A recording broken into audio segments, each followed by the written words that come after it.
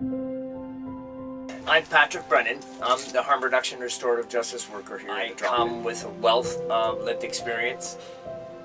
Lived experience is, the experiences that we experience out there during homelessness and addiction and all kinds of, trauma that was heaped upon me throughout my life. Some my own doing, some not my own doing. What motivates me to continue doing this work? That's an easy one. It keeps my sobriety going. Year in, year out, I keep knocking down years clean. But it's become more than that for me now. Now it's about passing it on. In sobriety and in recovery, they often say, you need to give to get. So I gotta give, and I enjoy giving. Like there's nothing more satisfying and gratifying to have someone come into the drop-in and say, I need a pair of socks. I can help you with that. I need a toothbrush. I can help you with that. I need a kit. I can help you with that. Man, it doesn't get any better to give people something that they need and to see their faces light up. That's the reward right there. And it reminds me every day why I'm doing what I'm doing and why I got sober and why I continue to stay sober. I often tell our members, guys, every day that I get up, I look in the mirror and I tell myself, I can do it for one more day. I only got to do it for one day. And we can all do it. And them seeing me do it and where I've gotten to and how happy I am, I think and I hope it instills in them a little bit of drive to want that themselves. Harm reduction, for a lot of people in the community, when we say harm reduction, their first thought is paraphernalia and supplies and stuff like that. Harm reduction is so much more than that. Just the simple little time that we may take to listen to someone, that's going to reduce harm.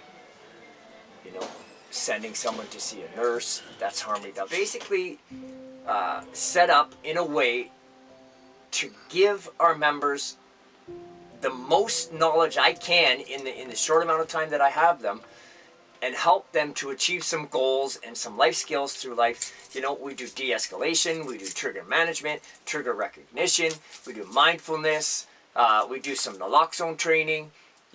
I'm just, during the time that we're doing the kits, we have lots of conversations, and I just try to give them all the information that I can give them to help them to take the next step. A lot of times we have the members that come in to be a part of the kit group.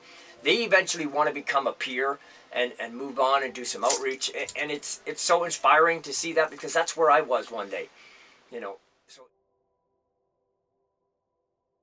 at the end of the day, we're talking about people's health. That's why it's so important, because we can't forget everybody has worth, even though they may be at the bottom of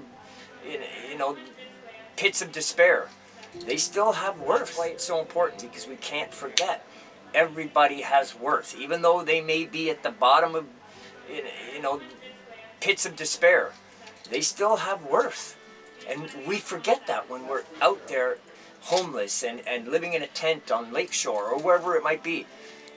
We forget that we have worth. We forget that we have value. We forget that, we have self-respect, and we deserve self-respect, and we deserve respect from others. And we forget that because we've been, so, the addicts have been stigmatized, but we've also been blinded to the fact that these are people that are throwaways, and they're not throwaways. Nobody's a throwaway. I'm a perfect example of that. I've dealt with addiction for all of my life. I've been homeless for probably a decade. I lived in a tent. I know what our members go through on a daily basis, and I think that's what is so, it's necessary as a harm reduction worker, that you need to know what it's like for these individuals that are coming in our community. You have to know, because I'm the only one they're going to trust. I can come in here with all kinds of educations and all kinds of diplomas, but if I don't know what it's like to be out there, they're not going to listen to me. Nobody's a throwaway. I'm a perfect example of that. I've dealt with addiction for all of my life. I've been homeless for probably a decade. You know, I lived in a tent. I know what our members go through on a daily basis, and I think that's what is so it's necessary as a harm reduction worker, that you need to know what it's like for these individuals that are coming in our community. You have to know, because I'm the only one they're going to trust. I can come in here with all kinds of educations and all kinds of diplomas, but if I don't know what it's like to be out there, they're not going to listen to me. Because I am one of our members, because I am someone that has experienced homelessness and addiction and stuff, I think it allows me to tap into a different language that we can speak with each other and form a bond and a friendship and a relationship that is so necessary to assist someone in wanting to take the next step in their life and get something better for themselves. And being able to do that, I mean, it chokes me up when I hear our members say that, because it's so true. I love this job, you know, and I want to see them get everything out of life that I'm getting today. Because